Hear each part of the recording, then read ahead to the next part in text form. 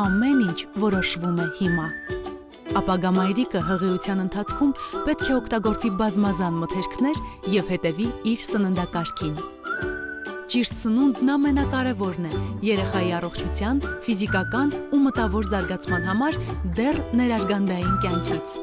Սկսած 6 ամսականից երեխան պետք է ստանա հավելյալ սնունդ։ Միաժամանակ պետք է շարունակել կրծքով սնուցումը, մինչև փոքրիկի 2 տարեկանը լրանալը։ Կյանքի առաջին 6 ամիսների ընթացքում երեխային միայն մայրական կաթ է անհրաժեշտ։ Երեխայի ապագան որոշում են առաջին 1000 օրերը։ Կարևոր է առաջին 1000 օրը։ Ողջույն հարգելի հեռուստատող, հայկական երկրորդի եթերում է «Ինչ եփել այսօր» ծրագիրը։ Այսօրվա տեսադասի ընթացքում մենք անդրադառնալու ենք հիվանդության ընթացքում երեխաների սնուցման կազմակերպմանը։ Կխոսենք հիվանդության ընթացքում և ապաքինման շրջանում սնվելու մասին, և հատկապես վերջում կպատրաստենք 1-ից 2 տարեկան երեխաների համար նախատեսված կերակուրներ։ Եմ այսպես հարգելի հեռուստատող, անցնում ենք այսօրվա մեր շատ կարևոր և հետաքրքիր զրույցին և մեծ սիրով ուզում եմ ներկայացնել այսօրվա մեր հյուրին Առողջապահության նախարարության մանկական հիվանդությունների ինտեգրացված վարման ազգային ծրագրի ղեկավար և Առողջապահության համաշխարհային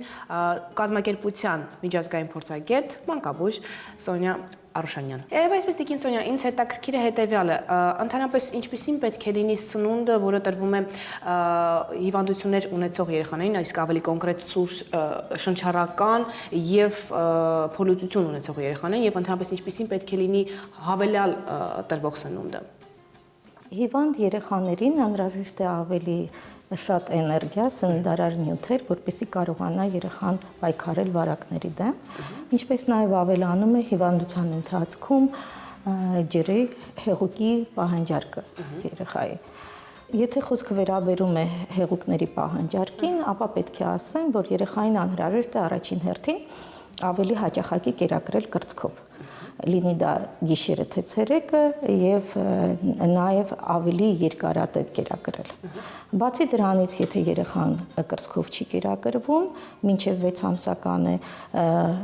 պետք է տալ նաև մաքուր ջուր, իսկ 6 ամսականից հետո, չնայած այն հանգամանքին, որ երեխան կերակրվում է կրծքով, նա ստանում է նաև հավելյալ սնունդ, պետք է ստանա նաև ջուր կամ ապուրներ, կոմպոտներ և այլն, այսինքն լրացուցիչ հեղուկի կարիք է ունենում։ Ինչ վերաբերում է հավելյալ սնուցմանը հիվանդ երեխայի մոտ, պետք է նշեմ, որ սննդի բաղադրամասերը չեն տարբերվում առողջ և հիվանդ երեխայի մոտ, պարզապես հիվանդ երեխան ավելի մեծ ուշադրության, սիրո, գուրգուրանքի կարիք ունի, որովհետև բոլորս շատ լավ գիտենք, որ հիվանդ երեխան ավելի կամակոր է լինում, ավելի դժվար է սնունդ ընդունում, նա հաճույքով, եթե կուրծքն է ուտում, ուրեմն պետք է մայրերին խորհուրդ տանք, որ կրծքով կերակրի, եթե կրծքով կերակրվող երեխա է։ Բացի դրանից պետք է լինի սնունդը փափուկ, դյուրամարս և կալորապես, ուրեմն համապատասխանի երեխայի պահանջներին, այո։ Հիվանդության դեպքում ավելացրեք երեխային տրվող հեղուկների քանակը, շարունակեք ըստ պահանջի հաճախակի կրծքով սնուցումը։ Աջակցեք, որ երեխան ուտի հեշտ յուրացվող, իր սիրած կերակրատեսակները։ Այդ դեպքում տիկին Սոնյա, փորլուծություն ունեցող երեխաներին ընդհանրապես այդ շրջանում կաթ կարելի է տալ, թե ոչ։ Եթե երեխան ստանում է կրծքի կաթ, կրծքով է կերակրվում, միանշանակ այո, շարունակում է կրծքով կերակրումը, ավելի հաճախակի, ավելի երկարատև, ես ինչպես ասացի, գիշեր թե ցերեկ։ Իսկ եթե այլ կաթ է ստանում, խոսքը վերաբերում է ադապտացված կաթնային խառնուրդներին կամ կովի կաթին, սակայն նաև կրծքով է կերակրվում երեխան, ուրեմն այլ կաթեր պետք չէ տալ երեխային, պետք է տալ միայն կրծքի կաթ։ Բացի դրանից, եթե երեխան կրծքով չի կերակրվում, միայն այլ կաթ է ստանում, ուրեմն պետք է այն փոխարինել ֆերմենտացված կաթնամթերքներով, օրինակ մածուն, կեֆիր, նարինե, յոգուրտ, կամ այդ կաթի կեսը գոնե փոխարինել կիսակոշտ սննդամթերքներով, դա կարող է լինել բանջարեղենային հյութ, պյուրեներ, կարող են լինել ապուրներ, շիլաներ։ Իսկ հարբուխը կարող է պատճառ դառնալ, որպեսզի երեխան ավելի վատ սնվի։ Հարբուխը, սուր շնչառական վարակները կարող են դժվարեցնել քթային շնչառությունը, որի հետևանքով երեխան կարող է դժվար ուտել կամ հրաժարվել սնունդ ընդունելուց։ Եվ այս դեպքում խորհուրդ ենք տալիս աղային լուծույթ կաթեցնել քթանքներում երեխայի 1-2 կաթիլ, դա կարող է լինել դեղատներից գնված կամ տնային պայմաններում պատրաստված աղային լուծույթ 100 մլ եռացրած գոլ ջրին ավելացնել 1 պտղունց աղ եւ այդ լուծույթը կաթեցնել երեխայի քթանքերում 1-2 կաթիլից օրվա մեջ մի քանի անգամ։ Այնուհետև կաթեցնելուց հետո թանզիֆե պատրույգով մաքրել քթանքերը, որպեսզի հեշտանա քթային շնչառությունը եւ դա թույլ կտա երեխային հանգիստ շնչել։ Որ հիվանդությունների դեպքում է բարձրանում երեխայի հեղուկի պահանջը։ Եթե երեխան ունենում է տենդ, այսինքն բարձր ջերմություն, հաճախակի շնչառություն, փորլուծություն, ինչու՞ չէ, երբ որ լինում են փսխումներ երեխայի մոտ, երեխան կորցնում է հեղուկ, այսինքն ջրազրկվում է եւ այդ իսկ պատճառով ավելանում է նրա մոտ հեղուկի պահանջարկը եւ անհրաժեշտ է լինում երեխային անպայման հեղուկ տալ եւ բավարարել նրա հեղուկի պահանջարկը։ Այդ նպատակով պետք է, եթե երեխան կրծքով է կերակրվում, շարունակել կրծքով կերակրումը, տալ մաքուր ջուր երեխային, սննդակարգում ավելացնել ապուրների քանակը, կաթնաթթվային խառնուրդները, ինչպես ես ասացի, ֆերմենտացված կաթնամթերքները, դա կարող է լինել մածուն, յոգուրտ, կեֆիր եւ բրնձի եփուկ տալ, այսինքն այն ամենը, ինչ որ պարունակում է հեղուկ սննդակարգում յուրաքանչյուր տարիքին համապատասխան եւ այն հեղուկները, որոնք որ հաճույքով է խմում երեխան։ Տիկին Սոնյա, այդ դեպքում ինչպես պետք է կերակրել երեխային ապաքինման շրջանում։ Բոլորս շատ լավ գիտենք, որ հիվանդության ընթացքում նկատվում է երեխայի ախորժակի անկում։ Ապաքինվելուց հետո վերականգնվում է ախորժակը երեխայի եւ նա սկսում է հաճույքով սնվել։ Այդ իսկ նպատակով պետք է շարունակել երեխայի սնուցումը, համբերատար լինել, ավելացնել ներմուծվող սննդարար նյութերի քանակը, որպեսզի վերականգնվի երեխայի քաշը եւ ապաքինումը ընթանա հարթ։ Ապաքինման ընթացքում խորհուրդ է տրվում երեխային լրացուցիչ անգամ կերակրել, յուրաքանչյուր կերակրման ընթացքում լրացուցիչ սննդի քանակ առաջարկել, երեխային տալ ավելի սննդարար ուտելիք, ավելի համբերատար լինել կերակրելու ընթացքում։ Տիկին Սոնյա, իսկ եթե ընդհանրացնենք, ինչ պահանջներ պետք է բավարարի հիվանդ երեխային տրվող սնունդը։ Առաջին հերթին սնունդը պետք է դուր գա երեխային, ունենա ախորժալի տեսք, լինի փափուկ, դյուրամարս։ Անպայման անհրաժեշտ է ավելացնել պատրաստող սննդատեսակներին կարակ կամ բուսական յուղ, իսկ եթե ամփոփենք, ինչ սկզբունքով պետք է կերակրել հիվանդության ընթացքում երեխային, ապա տրվող սննդատեսակները պետք է պարունակեն համապատասխան քանակությամբ էներգիա, հարուստ լինեն սպիտակուցներով, լինեն փափուկ, դյուրամարս։ Այդ ամենը մենք դեռ կանրադառնանք, քանի որ շատ շուտով սկսելու ենք պատրաստել 1-ից 2 տարեկան երեխաների համար նախատեսված սնունդ կերակուրներ։ Եվ եւս մեկ անգամ ուզում հիշեցնել, որ ամբողջ այն ինֆորմացիան, որը կապված է երեխայի առաջին 1000 օրվա սնուցման կազմակերպման հետ, կարող եք պարզել nutrition.am կայքից կամ այս գեղեցիկ գրքույկներից։ Ինչպես տեսնում եք, մենք արդեն խոհանոցում ենք եւ շատ շուտով ես սկսելու եմ պատրաստել 1-ից 2 տարեկան երեխաների համար նախատեսված կերակուրներ, բայց մինչ այդ Տիկին Սոնյայի հետ պարզենք, թե ինչպիսին պետք է լինեն այն կերակուրները, որոնք կարելի է տալ 1-ից 2 տարեկան երեխաներին եւ ինչ չափաբաժնով։ 1-ից 2 տարեկան երեխան կարող է օգտվել ընտանեկան սննդատեսակներից օրական 3-ից 4 անգամ, ինչպես նաև ստանա 1-ից 2 անգամ միջանկյալ ուտեստներ։ Մեկ կարևոր հանգամանք, որ այս տարիքում երեխան ունի նաև կաթի պահանջ եւ ցանկալի է, որ երեխան շարունակի կերակրվել կրծքով։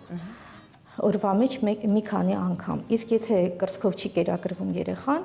ապա 1-ից 2 բաժակ պետք է կաթ ստանա եւ կարող է սնունդը լինել բազմազան, Անհրաժեշտության դեպքում այն անհրաժեշտ է մանրեցնել, քանակը 150-ից 250 մլ եւ պետք է հարուստ լինի վիտամիններով, սպիտակուցով, համապատասխանի երեխայի տարիքին եւ լիարժեք լինի այդ տարիքի պահանջմունքներին։ Շնորհակալություն Տիկին Սոնյա այսօրվա համար, քանի որ շատ մեծ ինֆորմացիա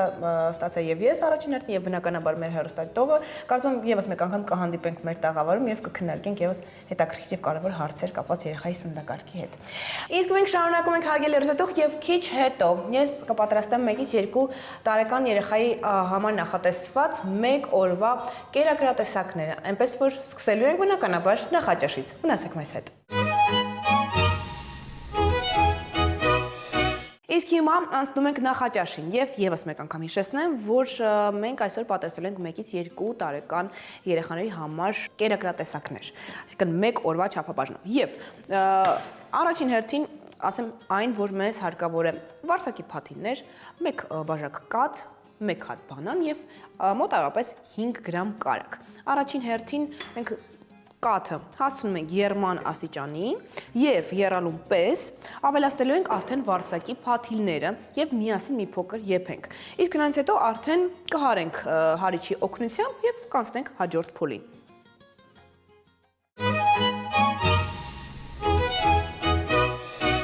Քանի որ արդեն կաթը եռում եմ, դա նշանակում է, որ վստահ կարող ենք ավելացնել վարսակի փաթիլները, խառնում ենք եւ թողնում ենք, որպեսզի մանմանդ կրակին այս շիլան, այսպես ասած, եփվի մոտավորապես 7-ից 8 րոպե։ Իսկ մենք մինչ այդ արդեն կկեղևազրկենք բանանը, քանի որ շիլան պատրաստ լինելուն պես միացնելու ենք բանանի հետ եւ մի փոքր շատ քիչ։ Իդեպ հարելու ենք հարիչի օգնությամբ, ահա, մոտ բերեմ արդեն հարիչի տարան եւ կտրատում ենք պարզապես, որպեսզի ավելի հեշտ կարողանանք հետագայում հարել, բայց ուզեմ անպայման նշել եւ հիշեցնել, որ արդեն 1-ից 2 տարեկան երեխաների համար նախատեսված կերակուրները շատ չպետք է հարվեն եւ մի փոքր ավելի խոշոր մնան այն բոլոր բաղադրիչները, որոնք ընդհանրապես օգտագործվում են։ Իսկ հիմա մենք պարզապես պետք է սպասենք, որպեսզի պատրաստ լինի շիլան, որից հետո արդեն կավելացնենք բանանին եւ կմիացնենք։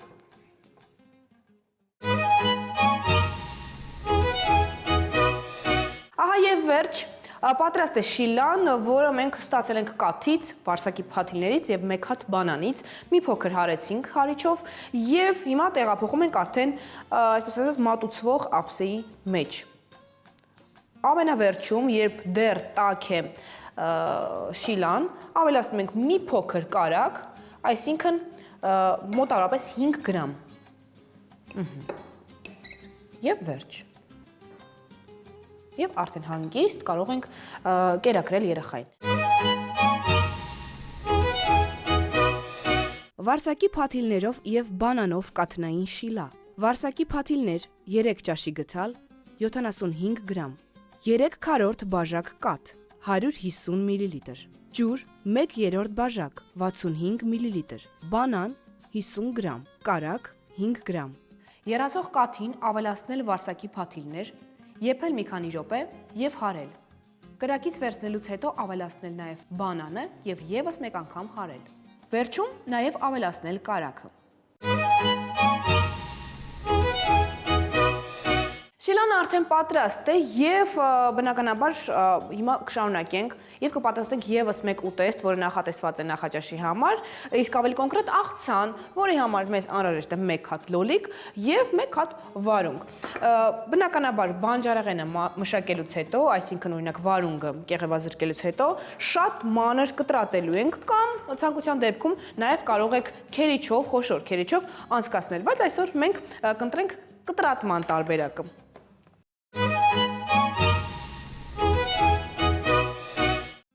Լոլիկով եւ վարունգով աղցան։ Կես լոլիկ 15 գրամ, կես վարունգ 40 գրամ։ Լոլիկը եւ վարունգը լավ լվանալ, մաքրել, ցողել եռման ջրով, մանր կտրատել կամ քերել քերիչով, այնուհետև խառնել։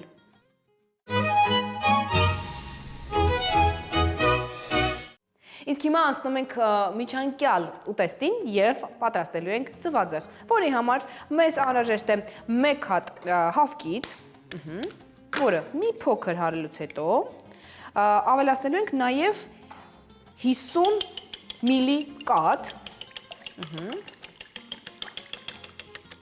Սնունդ պատրաստելիս հում հավկիթը անհրաժեշտ է լավ լվանալ, մանրեներով սննդի աղտոտումը կանխարգելելու համար։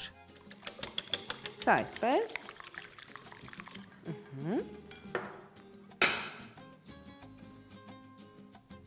Եվս մի փոքր հարում ենք, որպեսզի միատարր զանգված տանենք։ Այնուհետև շատ քիչ քանակությամբ աղ ենք ավելացնում, որպեսզի, ինչպես ասում են, համատեղը լինի եւ երեխան չհրաժարվի, ավելի հաճելի լինի։ Եվ ավելացնում ենք 5-ից 10 գրամ ալյուր։ Եվս մի փոքր հարում ենք։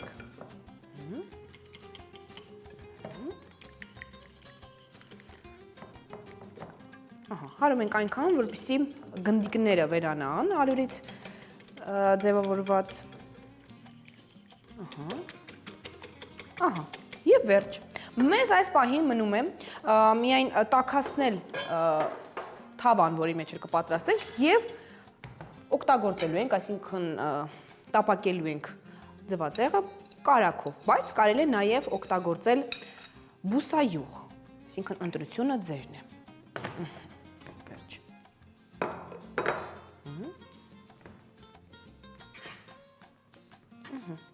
Վերջ։ Տապակում ենք եւ դուրս ենք բերում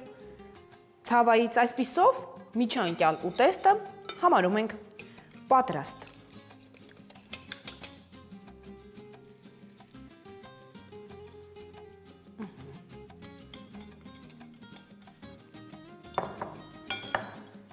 Վերջ։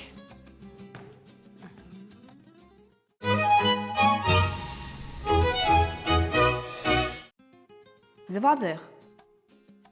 Ձու 1 հատ, կաթ 50 մլլի, ալյուր 10 գրամ, բուսական յուղ կամ կարագ 5 մլլի։ Ձուն կաթի հետ հարել,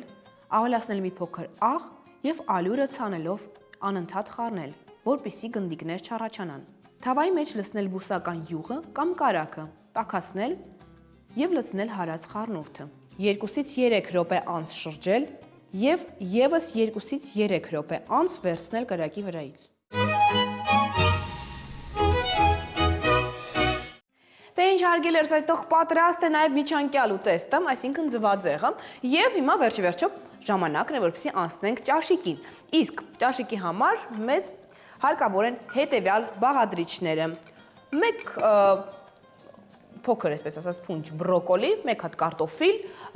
գազար եւ մի փոքր կանաչ ոլոր։ Ինչպես նաեւ մեզ հարկավոր է 1 բաժակի չափով ջուր, որը մենք արդեն եռացնում ենք։ Եվ ինչ պետք է արվի։ Գազարը շատ մանր կերպով կտրատում ենք, ինչպես նաեւ կարտոֆիլն էլ եւ բրոկոլին էլ, եւ տեղափոխում ենք եռացող ջրի մեջ։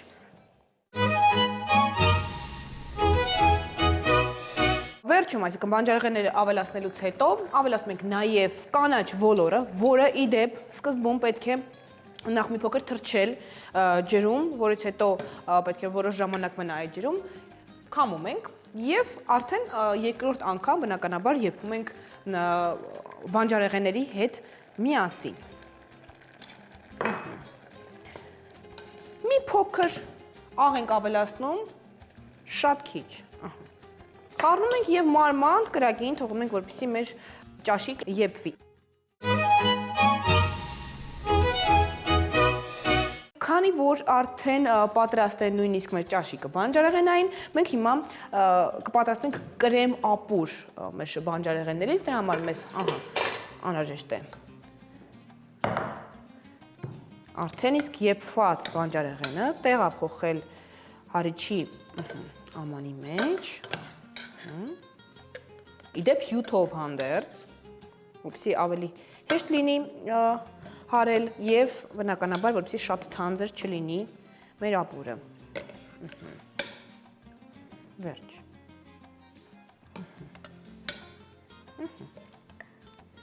Սա այսպես։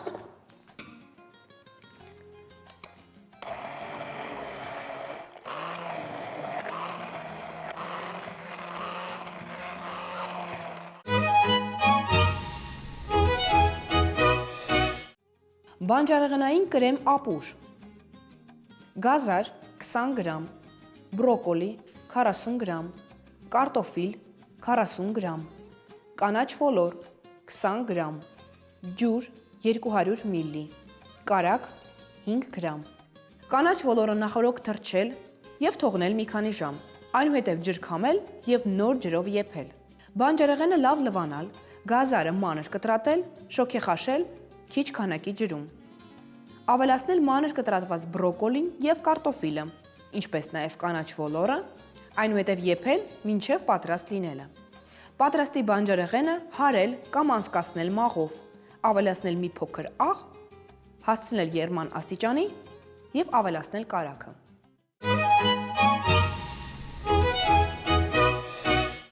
Պատրաստ է մեր ճաշիկը և բավականին, այսպես ասած, գերող տեսք ունի, կարծում յուրաքանչյուր երեխային էլ դուր կգա։ Պարզապես վերջում, երբ արդեն իսկ պատրաստում ենք երեխային կերակրել, ավելացնում ենք մի փոքր կարագ կամ բուսայուղ, խառնում ենք և արդեն հանգիստ կարող ենք կերակրել։ Ինչպես ես խոստացա, այս ընթացքում կպատրաստենք նաև շատ համեղ կոտլետներ, որի համար մեզ անհրաժեշտ է մի փոքր տավարի աղացած միս, հաց, որը նախապես բնականաբար պետք է ջրում թրջել։ Հիմա մենք այդ բոլոր բաղադրիչները կտեղափոխենք հարիչի այս տարայի մեջ, որտեղ էլ հենց կմիաձուլենք, կմիացնենք իրար, սա այսպես, ինչպես նաև մեզ մի փոքր ջուր է հարկավոր, հացը քանի որ թրջած է, հնարավորինս ջրքամում ենք ձեռքով և տեղափոխում ենք այստեղ։ Ավելացնում ենք մի փոքր աղ, ջուր և հարում ենք։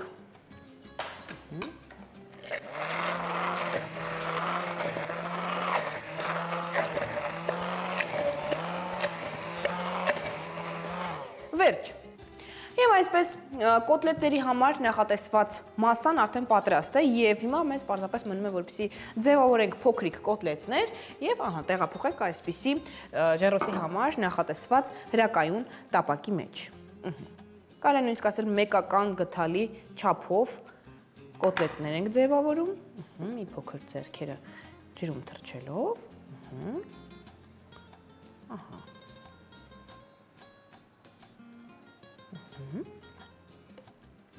և կոտլետներ ձևավորելուց հետո տեղափոխելու ենք ջեռոց։ Եվ քանի որ կոտլետները արդեն ջեռոցի տապակի մեջ են, մեզ մնում է այստեղ միայն մի փոքր ջուր ավելացնել, քանի որ հենց կոտլետները պետք է շոգեխաշվեն, տեղափոխում ենք ջեռոց և մեր կոտլետները պատրաստ կլինեն մոտավորապես 20 րոպեից, իսկ ջեռոցում 180 ջերմաստիճան է։ Սա այսպես։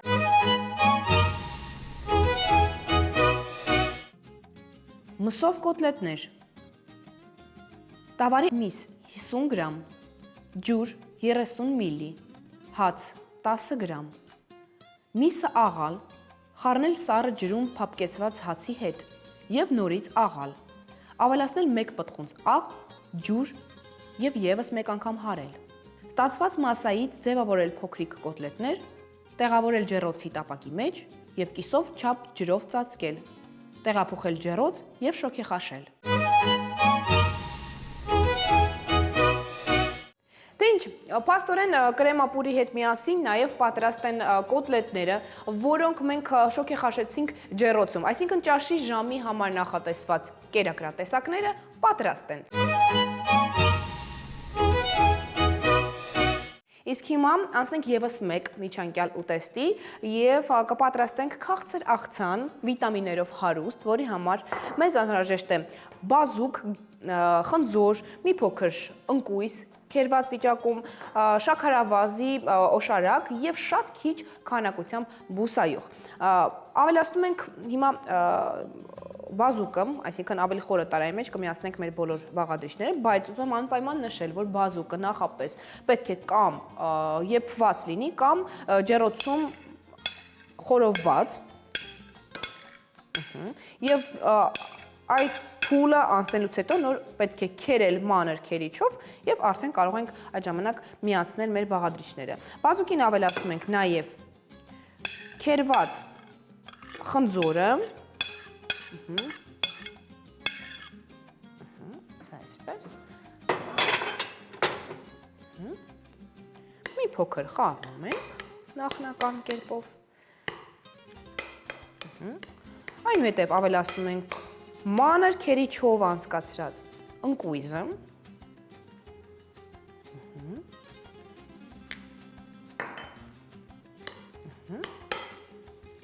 ևս մեկ անգամ խառնում ենք,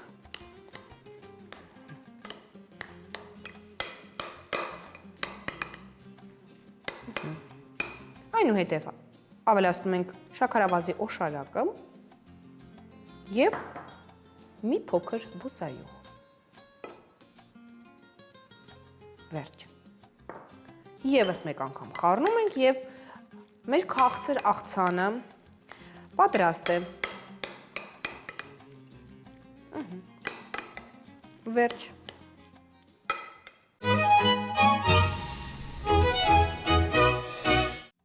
Ճակնդեղով և խնձորով աղցան,